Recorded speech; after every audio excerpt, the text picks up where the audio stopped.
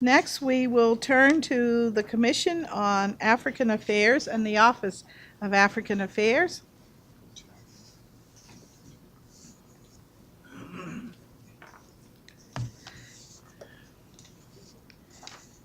As we all know, the mission of the office is to ensure that the district's growing African immigrant community is aware of and has access to the wide range of services offered by the District of Columbia. In addition, the office participates in community events, grant funding, and services to residents and families from Ethiopia, Nigeria, Sierra Leone, Ghana, Cameroon, Liberia, Somalia, Guinea, Sudan, Eritrea, and many, many more countries. Yes. Almost representation from the entire continent. So now I will hear from, and if you would identify yourself. Sure. Good morning, Good Councilwoman. morning. How are you? My name is Akua Asare. I am the chair for the Commission on African Affairs, originally from Ghana, West Africa. The chair now, the Commission on African Affairs, hereby to be named COAA, works in a collaborative manner with the Mayor's Office on African Affairs, OAA, as an advocate for the various African communities in the district, with a wide range of responsibilities from submitting annual needs assessment analysis report, to bringing attention to any cases of neglect, abuse, incidents of bias against Africans, also to finally commenting on proposed district legislation. It was created in 2006 along with the OAA as mandated by DC Law 16313 and currently consists of 8 commissioners hailing from 4 different African countries, and 1 from the US, with 7 more currently in the process of being appointed because we had some transitions that occurred this past year.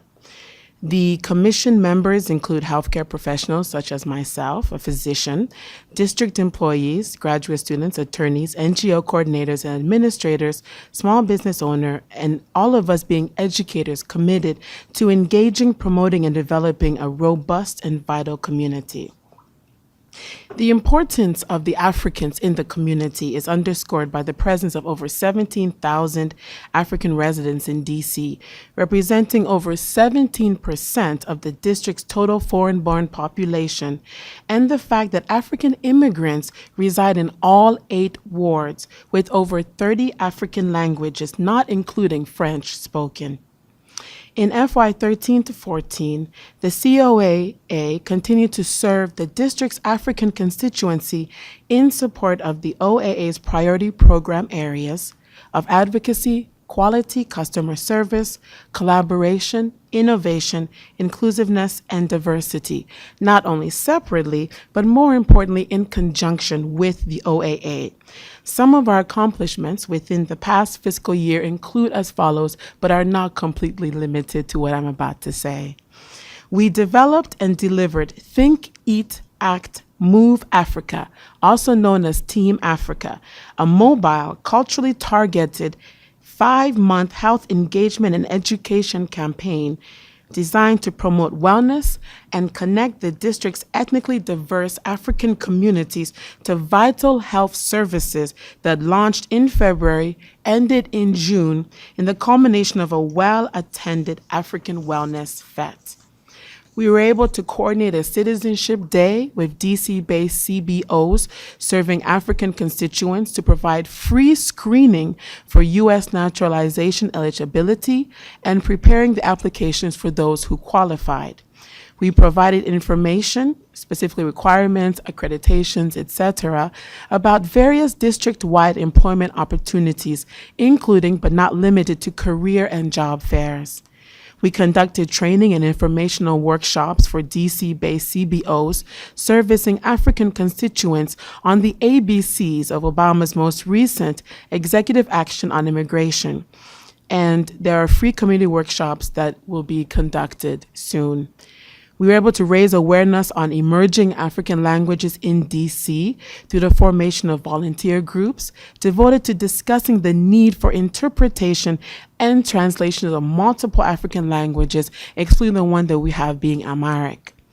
Organized outreach for the Francophone community to provide clinical, diagnostic, and treatment information on breast cancer in partnership with a local African health community organization. We were able to convene a meeting with various involved agency stakeholders about the handling of a widely televised translation issue involving a grocery store clerk and drug paraphernalia. We were able to participate and facilitate in a variety of African state and African CBO-sponsored forums, panels, and discussions on multiple issues concerning the African diaspora during last year's President Obama convened U.S.-Africa Leaders Summit. We were able to share in the planning and implementation of the September African Heritage Month, including the widely attended 5th Annual DC African Festival. We worked in tandem with the Department of Public Health and OAA to produce and release a public health service campaign informing the African community on the Ebola crisis.